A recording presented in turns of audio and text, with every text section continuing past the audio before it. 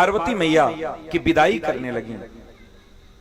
तो होता है बेटी जब विदा होने लगती है तो माताएं अपनी गोद में बैठा करके लाड प्यार करती हैं, उनको सिखाती हैं कि अपने जब नैहर में जाना तो कौन कौन सा कार्य करना है, कौन सा कार्य नहीं करता है, सब सिखावन देती है। लेकिन मैया क्या सिखा रही है? मैया कह रही है कि चीरू अही बात असीस हमारी, हम सदैव बेटी तुमको यही आशीर्वाद देंगे, होए हम संतति पिए ही प्यारी। मैं तुमको यही आशीर्वाद दूंगी कि तुम हमेशा अपने पति की प्रिया बनकर के रहना। सदैव क्या बनकर के रहना? अपने पति की प्रिया बनकर के रहना। तब माता पार्वती पूछती हैं, क्या पूछती हैं? मां, तुम हमको आशीर्वाद दे रही हो कि मैं सदैव अपने पति की प्रिया बनकर के रहूं, तो मैं ऐसा कौन सा कार्य करूं जिससे मैं अपने पति की प्रिया बन सकूं? ऐसा नहीं है कि भैया डंडा मारते हुए रहो और फिर प्रिय भी बने रहो, दोनों काम एक साथ नहीं होता। क्योंकि इस संसार का जो ये संबंध है ना, ये बहुत नाजुक है। ये ऐसा केवल पत्नी के लिए नहीं है, पति के लिए भी लागू होता है, दोनों के लिए लागू होता है। तो कहती हैं कि मैया ये बताओ कि मैं ऐसा कौन सा कार्य करूं जिससे मैं अपने पति की प्रिया बनकर के रह सकूं। ये बात हम नहीं बोल रहे हैं, ये गोस्वामी तुलसीदास रामचरितमानस में बोले हैं कि मैया ने क्या उपदेश दिया। अरे सास ससुर गुर सेवा कर,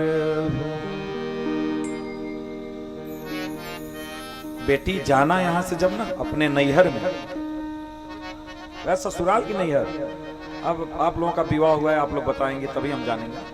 ससुराल, ससुराल ही ना, ठीक है चलो। तो जब अपनी ससुराल जाना तो जाकर के सास ससुर की सेवा करना। और यहां पे गुरु नहीं बोला गया है, जाके रामचरितमानस उठा के देखना, वहां पे गुरु शब्द का प्रयोग किया गया है। गोस्वामी तुलसीदास जी कह रहे हैं गुरु, गुरु का मतलब होता है आपके घर में जो भी आपसे बड़ा हो उस सब की सेवा करना है मर्यादा के अनुसार। मर्यादा के अनुसार आपसे जितने बड़े हैं आपके घर में सबकी सेवा करना। अरे सास ससुर गुर सेवा कर, इन सबकी तो सेवा करना, लेकिन पति की सेवा भी करना, लेकिन एक व्यवहार पति के साथ और करना। क्या? अरे पति रूख लखिया यसु अनुसर, पति की सेवा तो करना ही करना है, लेकिन पति की सेवा उसके रुख को लख करके सेवा करना है। पति के रुख को समझ जाती है उसकी पत्नी कि किस मूड में है, उनके मूड को पकड़ लेती है पत्नी। इसीलिए तो पत्नियां जब मूड ठीक रहता है तभी कहते एक तो झुमका टूट गया है, बनवाए दे तो एक तो। हाँ, वो पहले आपको भांप लेंगे आप किस मूड में हैं। अगर वो समझ गए कि बस इस समय बढ़िया मूड में है, उसी समय बोलेंगी आपसे। और जब देख लेंगे कि मूड ठीक नहीं है तो चुप्पी साधे रहेंगे, चलो अभी मत बोलो, ठीक माहौल नहीं है, माहौल जब ठीक होगा तब बोलेंगे।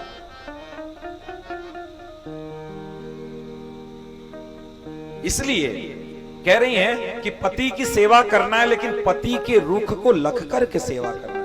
अगर आप ऐसा व्यवहार अपने ससुराल में जाके करोगी तो आप अपने पति की प्रिया बनकर के रहोगी, अपने पति की प्रिया बनकर रहोगी। सेवा करना पड़ेगा। इसीलिए तो मां सिखा के भेजी थी, सीता मां को भी सिखा के भेजी थी उनकी मैया ने। इसीलिए तो जब केवट के प्रसंग में आप लोग श्रवण करते हैं, आप लोग तो हर साल राम कथा श्रवण करते हैं, केवट के प्रसंग में आप लोग सुने होंगे कि जब केवट के नाव से भगवान उतरे तो केवट साष्टांग लौट गए भगवान के चरणों में और लौट करके जब उनको प्रणाम करने लगे तो भगवान राम सकुचाने लगे। सकुचाने इसलिए लगे कि प्रणाम कर रहा है, वो नाव को उधर से इधर लाया है, उस पार से इस पार लाया है, कुछ देना चाहिए। लेकिन हमारे पास तो कुछ है नहीं। माता जानकी भगवान राम के रुख को लग करके समझ गई कि हमारे पति के मन में क्या चल रहा है। पत्नी इतना अंदर की जान जाती है, इसीलिए पत्नी होना भी आसान नहीं है। पत्नी बनना ये बहुत टेढ़ी खीर है, बहुत टेढ़ी खीर है। इसीलिए कह रहे हैं स्त्री धर्म बड़ा कठिन होता है। बहुत स्त्री बनने के लिए बहुत सहन शक्ति चाहिए, बहुत सहन शक्ति चाहिए। और आज की लड़कियों में सहन शक्ति नहीं है, इसलिए परिवार नहीं चल रहा है। बैग उठाई, सूटकेस, बस कोर्ट में पहुंच गई, साहब अब इसके साथ हम तो रह ही नहीं सकते, हटाओ इसको जीवन से हमारे। तुरंत स्त्री बनना इतना आसान नहीं, जैसे मां बनना, स्त्री ही तो मां होती है ना, मां बनना इतना आसान नहीं है, बहुत कठिन काम है।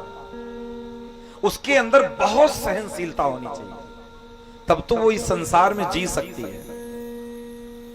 और ये जानना, जिसने सहना सीख लिया, जो लड़की झुकना सीख गई, उसके जीवन में ऐसी कोई वस्तु नहीं है जो अप्राप्य हो, अप्राप्त हो, ऐसी कोई वस्तु नहीं है। यहां तक मैं बताऊं, अगर पत्नी अपने पति की,